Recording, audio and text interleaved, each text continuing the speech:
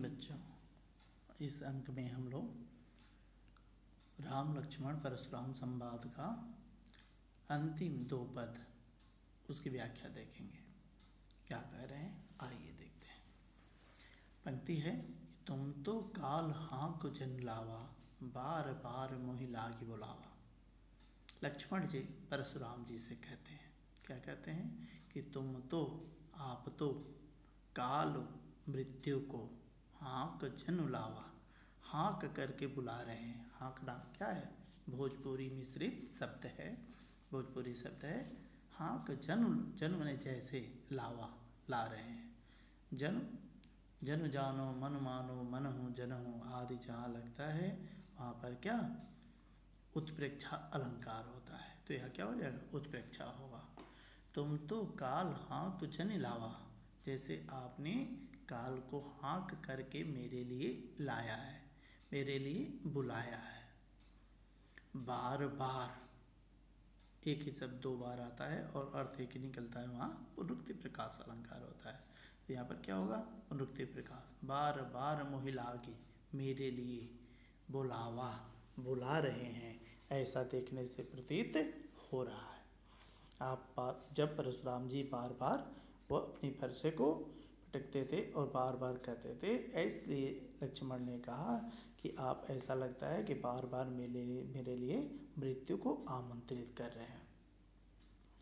सुनत लखन की वचन कठोरा, लक्ष्मण जी की इस प्रकार व्यंग भरी बात को, चुभने वाली बात को, लगने वाली बात को, जो अत्यंत इनकी बातें तीखी थी। सुनत सुनते ही, लखन लक्ष्मण के, वचन वाणी, कठोरा कठोर, लक्ष्मण जी की कठोर वाणी को सुनते ही, परसु फरसा, परसु कहते हैं किसको, फरसे को, सुधारी संभाल करके, धैर्यु पकड़ लिए, कर घोरा अपने हाथ में, भयंकर तरीके से। परशुराम जी उस फरसे को अपने हाथ में पकड़ लिए। परसु सुधार धैर्यु कर घोरा, फरसे को संभाल करके उन्होंने अपने हाथ में ले लिया, क्योंकि इसके पहले जब वह कहीं फंसे हुए थे, उठा करके अपने कंधे से अपने हाथ में ले लिया, अब छोड़ेंगे नहीं। क्या कहा कि अब जन देई दोष मोहि लोगो, हे संसारवासी, अब जन, अब नहीं, देई दोषो, अब कोई मुझे दोष ना दे। क्यों, क्योंकि मैं अब इसका वध करने वाला हूँ। इसका वध हो जाने के बाद संसारवासी कोई मेरे ऊपर कोई आरोप ना लगाए। अवजन देई दोष मोहि लोगो, हे संसारवासी, अब आप लोग मेरे ऊपर कोई दोष नहीं लगाएंगे। क्यों, क्यों नहीं लगाएंगे, कटुवादी, कड़वी बात बोलने वाला बालक, यह बच्चा बद जोगो, वध करने के ही लायक है, बचाने के लायक बिल्कुल नहीं है, इसलिए अब इसको मैं मार रहा हूँ। कोई मुझको मना नहीं करेगा, कोई मेरे ऊपर दोष नहीं लगाएगा कि परशुराम जी ने एक बच्चे को क्या किया, मार डाला।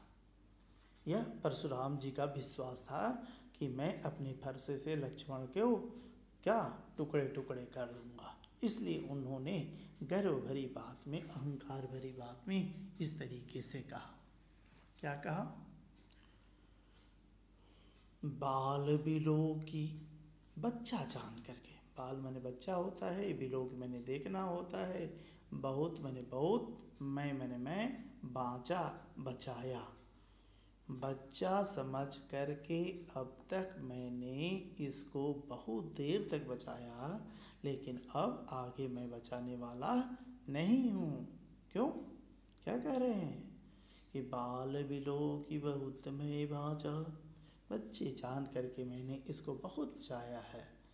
अब एहु, अब यह मरनिहार भा सांचा, मरनिहार मरने योग्य भा हो गया है, सांचा वास्तविक रूप से, लेकिन अब यह वास्तविक रूप से मरने लायक ही है, यह बचाने लायक किसी भी रूप में नहीं है। कौशिक कहा क्षमी अपराधो। कौशिक विश्वामित्र जी परशुराम जी की इस तरीके की भयंकर बात को सुन करके, फरसे को उठाया हुआ देख करके तुरंत ही आगे आ जाते हैं। कौन? कौशिक बने विश्वामित्र जी, इनके साथ राम और लक्ष्मण उस धनुष यज्ञ में धनुष यज्ञ देखने गए थे। कौशिक कहा, विश्वामित्र जी कहे क्या? क्षमीय अपराधो, हे ऋषि आप इस बच्चे की गलती को क्षमा कर दीजिए। क्षमीय क्षमा कीजिए, अपराधो गलती को क्षमा कीजिए। क्यों? कौशिक कहा क्षमीय अपराधो, बाल बच्चे का दोष गुण और दोष और गुण, गणहीन साधु लोग कभी उसकी गिनती नहीं करते हैं। लक्ष्मण आशय कि लक्ष्मण अभी बच्चा है, वह यदि कुछ इस तरीके की कड़वी बात कह दिया तो उसके साथ आपको लगना, इस तरीके से आपको कड़वी बात बोलना कतई उचित नहीं है ऋषि जी। तो बाल दोष गुण गणहीन साधु लोग, सज्जन लोग बच्चों के गुण और दोष को गणना नहीं करते हैं कि वह उनके साथ में क्या गुण वाला काम कर रहा है या दोष वाला कर रहा है। खर कुठार में अकरुण को ही, परशुराम जी कहते हैं खर तीव्र, कुठार फरसा, तीव्र फरसे को, मैं तीव्र फरसे को रखने वाला, अकरुण जिसके पास करुणा नाम की कोई चीज न हो उसको कहते हैं अकरुण।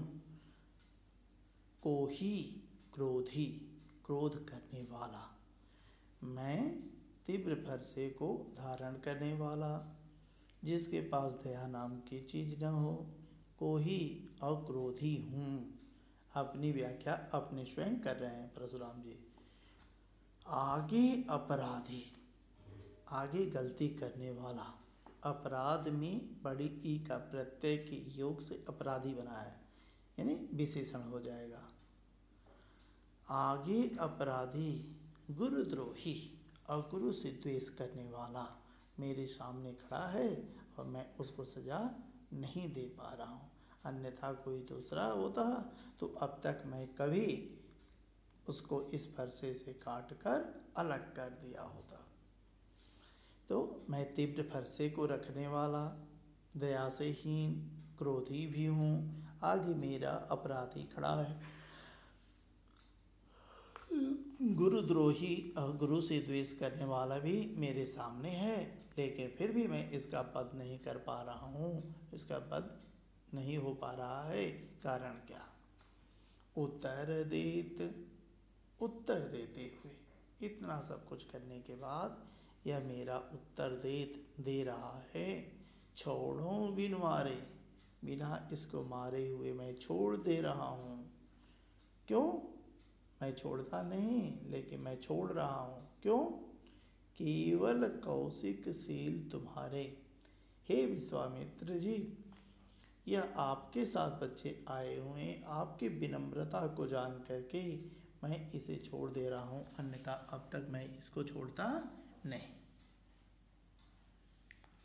अब तक बच रहा है और किससे? आपके प्रभाव से बच रहा है, अन्यथा ये बचने वाला नहीं था। न तो नहीं तो क्या करता मैं? न तो नहीं तो यही इसको काट करके, कुठार कठोरी, इस तीव्र फरसे से काट करके, गुरु ही अपने गुरु के उरीन कार्य से होते हूँ श्रम थोड़े ही प्रयास में मैं अपने गुरु के कार्य से क्या होता? मुक्ति पा जाता, मुक्त हो जाता। उतर देत छोड़ो बिन मारे, केवल कौशिक शील तुम्हारे। नाता एक आट कुठार कटोरे, गुरु उरीन होते सम तोरे। मैं अपने गुरु के कर्ज से थोड़े ही परिश्रम से मुक्ति पा जाता है, लेकिन उससे मुक्ति न मिलने का कारण क्या है कि यह हे विश्वामित्र जी आपके साथ आया है, इसको मैं जानबूझ करके बचा रहा हूँ, इसको मारना नहीं चाह रहा हूँ, अन्यथा अब तक इसका मैं वध कर दिया होता। गादि सुन कह हृदय हंसे।